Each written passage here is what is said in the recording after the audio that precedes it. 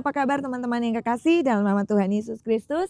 Bertemu kembali dengan saya Pendeta Muda Dr. Gigi Santi Tambunan, menyapa teman-teman semua. Apa kabar? Saya percaya kita semua ada dalam keadaan baik-baik saja dan tetap ada dalam pemeliharaan Tuhan dan tetap mengerjakan keselamatan kita dengan takut dan gentar. Haleluya, sambil menanti-nantikan kedatangan Kristus yang kedua kali untuk menjemput orang-orang yang tetap mengerjakan keselamatannya dengan takut dan gentar. Puji nama Tuhan. Saat ini kita akan sama-sama membaca kebenaran firman Tuhan di dalam 1 Timotius pasal 6 ayat yang ke-18 sampai 19. Demikian bunyi firman Tuhan. Peringatkanlah agar mereka itu berbuat baik, menjadi kaya dalam kebajikan, suka memberi dan membagi, dan dengan demikian mengumpulkan suatu harta sebagai dasar yang baik bagi dirinya di waktu yang akan datang untuk mencapai hidup yang sebenarnya. Ayat ini sungguh luar biasa teman-teman yang kekasih. Mengandung rahasia tetapi juga mengandung janji bahwa hidup yang kita hidupi sekarang ini bukan hanya hidup yang harus kita tanggung jawabi dengan bekerja keras, dengan melakukan sebaik-baiknya di masa yang sekarang ini. Tentunya untuk hidup yang kita hidupi sekarang, betul, ini adalah realita hidup. Di mana kita memang harus bekerja keras, di mana kita harus menghidupi diri kita sendiri, keluarga kita, karena tidak bisa membeli makanan atau membeli sesuatu di luar sana hanya dengan iman, hanya dengan sukacita, hanya dengan kasih. Enggak bisa. Tapi kita harus membayarnya dengan uang.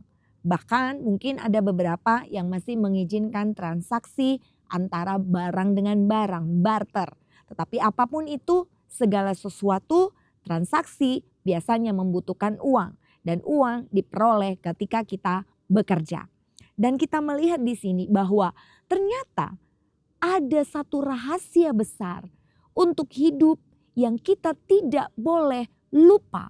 Bahwa hidup yang sekarang pun harus diingatkan. Satu dengan yang lain, kita diberikan peringatan agar kita tetap berbuat baik. Haleluya.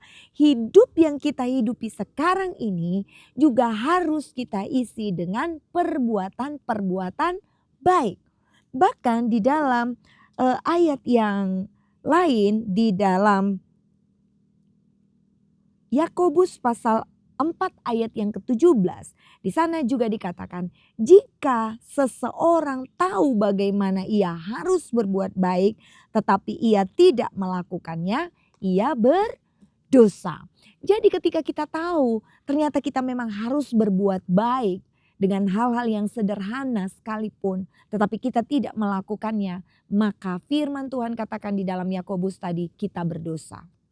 Misalnya ada seseorang yang membutuhkan pertolongan kita dan memang pada saat itu kita punya dan kita bisa melakukannya tapi kita tidak mau melakukannya.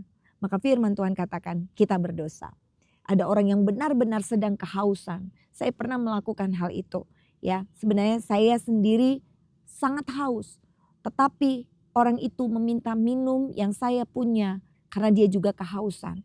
Ya, seharusnya saya memang tidak memberikannya, tetapi entah mengapa saya memberikan minuman itu kepada dia. Dan tahukah saudara, tidak berapa lama kemudian ada orang baik yang lain yang memberikan minuman kepada saya. Padahal dia tidak tahu tentang kejadian itu. Begitu luar biasanya. Sehingga firman Tuhan memperingatkan kita agar kita selalu berbuat baik. Jika memang kita mampu, tetap lakukan perbuatan baik. Haleluya. Perbuatan baik yang sederhana. Ketika kita naik angkutan umum, naik bus atau naik kereta api, naik apapun yang di sana ada berdesak-desakan, bahkan juga antrian ya, yang sebagian menyediakan tempat duduk. Jika kita tahu bahwa ada orang tua, ada anak-anak, ada wanita hamil yang memang membutuhkan tempat duduk dan mereka tidak punya tempat duduk sedangkan kita sedang dalam kondisi duduk. Itu perbuatan baik ketika kita mempersilahkan mereka untuk duduk dan kita memilih untuk berdiri. Dan lakukan dengan penuh ketulusan. Firman Tuhan katakan, peringatkan agar mereka itu berbuat baik. Bahkan hal yang kedua kita melihat di sini, untuk menjadi kaya. Tapi kita lihat, apakah kaya yang diperintahkan dalam firman Tuhan ini agar kita punya banyak aset pribadi, agar kita punya banyak investasi, agar kita punya banyak uang di tabungan, agar kita punya banyak deposito, agar kita punya banyak emas mulia, ya, antam, ya, logam mulia yang kita simpan berkilo-kilo, mungkin berkilogram, ya, punya tanah yang banyak dan luas. Menjadi kaya yang diperingatkan dalam firman ini adalah kaya dalam kebajikan. Haleluya. Kalau kita sudah kaya dalam hal ekonomi, plus kita kaya juga dalam hal kebajikan. Wow, itu sangat luar biasa. Apalagi kalau misalnya saat ini kita mungkin adalah orang-orang yang tidak punya kemampuan secara material.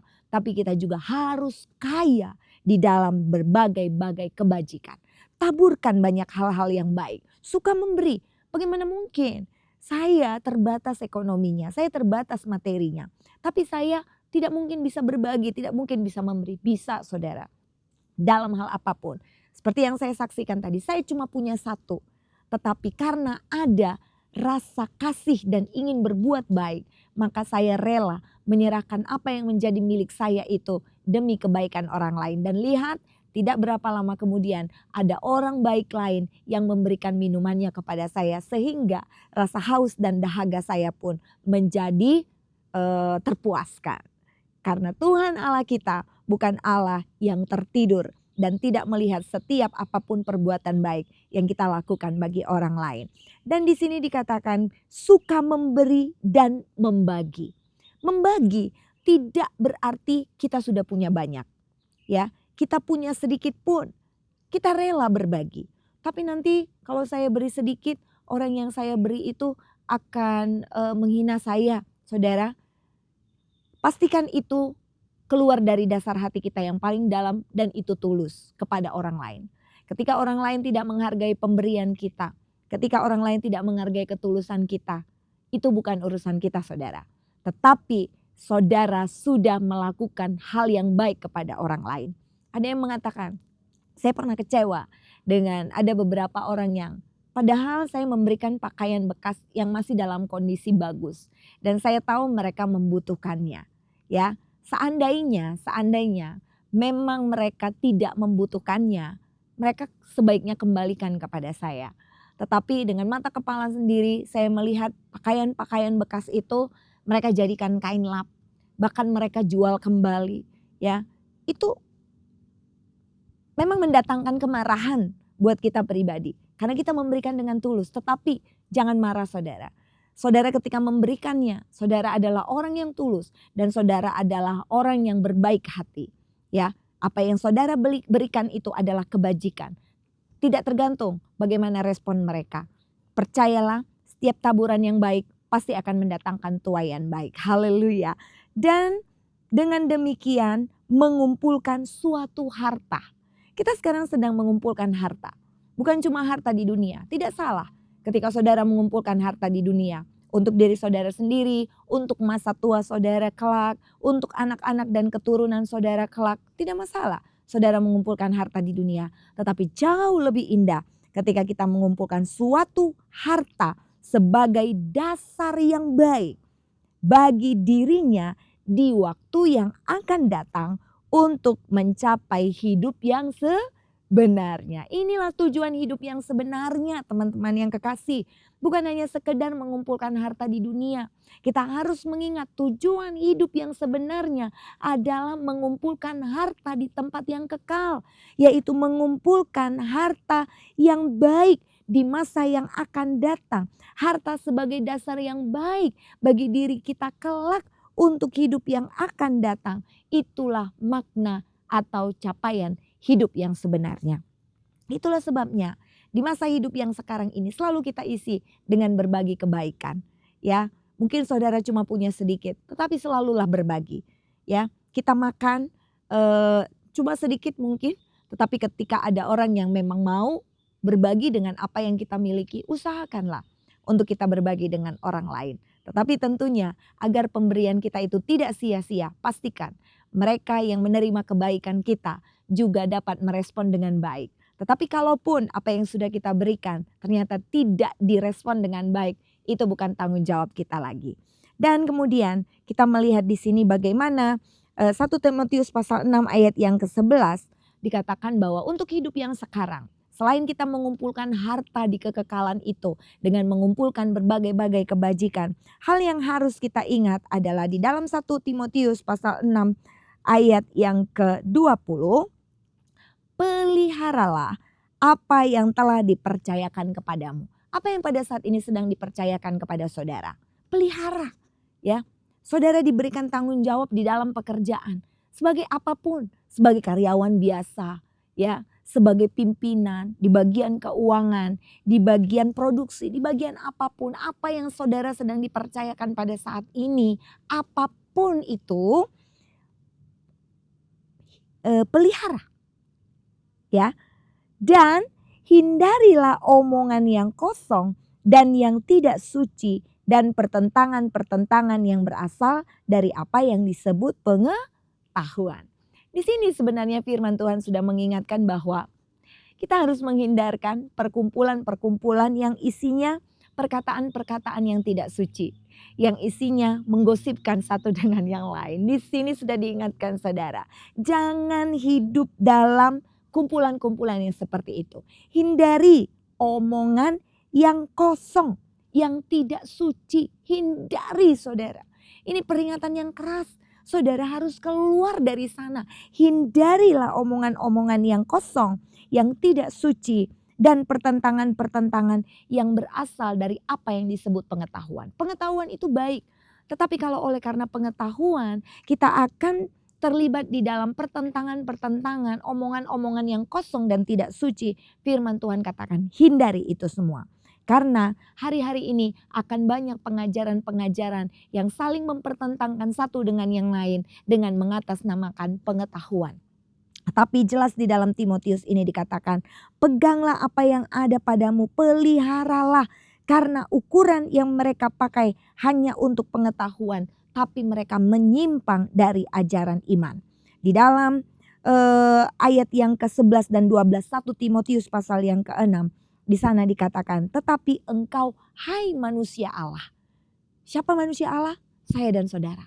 Jika saudara mau menjadi manusia Allah, dengar firman Tuhan ini. Tetapi engkau hai manusia Allah, jauhilah semuanya itu. Apa yang harus kita jauhi saudara? Omongan-omongan yang kosong tadi. Omongan-omongan yang sifatnya tidak berguna, yang selalu berisi pertentangan-pertentangan yang mengatasnamakan pengetahuan, yang tidak ada dalam takut akan Tuhan, tidak ada ajaran di dalamnya, yang selalu mempergunjingkan orang lain. Hindari, dikatakan, jauhilah itu. Tetapi engkau hai manusia Allah, jauhilah semuanya itu, tetapi kejarlah keadilan, ibadah, kesetiaan, kasih, kesabaran, dan kelembutan. Bertandinglah dalam pertandingan iman yang benar dan rebutlah hidup yang kekal. Karena untuk itulah engkau telah dipanggil dan telah engkau ikrarkan ikrar yang benar di hadapan banyak saksi. Haleluya. Jadi kita adalah manusia Allah. Apa yang diinginkan Allah selain kita melakukan berbagai-bagai kebajikan, melakukan hal-hal yang baik, kejarlah keadilan, sukailah ibadah, kesetiaan, kemudian dikatakan juga kesabaran, kelembutan. Hidup ini adalah pertandingan saudara. Dan kita sedang memperebutkan sesuatu. Apa itu? Kata firman Tuhan tadi adalah kekekalan. Rebut kekekalan itu. Karena ini adalah pertandingan. Dan mereka yang berbuat baik itu pasti akan menerima upah. Apapun upah yang Tuhan berikan itu pasti dapat kita pergunakan selama kita di bumi. Tapi jauh lebih indah ketika upah itu juga nanti kita akan terima di kekekalan. Yaitu mahkota yang kekal. Haleluya. Di dalam 1 Timotius 6 ayat yang ke-11 tadi saya mengingatkan kembali. Mari kita hidup di dalam keadilan, kesetiaan, kasih, kesabaran, kelembutan, dan menyukai ibadah. Saudara, tidak ada ibadah yang sia-sia. Latihan badani terbatas gunanya. Tetapi latihan secara rohani, ibadah itu berguna dalam segala hal. Haleluya. Jangan pernah berpikir bahwa ibadah yang kita lakukan di gereja, di perkumpulan, dimanapun itu sia-sia. Nggak ada saudara. Karena kita sedang di dalam pertandingan. Mari kita raih, mari kita rebut hidup yang kekal. Karena kita percaya hidup bukan hanya hidup yang ada sekarang. Tetapi hidup yang sekarang pun harus kita tanggung jawabi dengan sebaik-baiknya.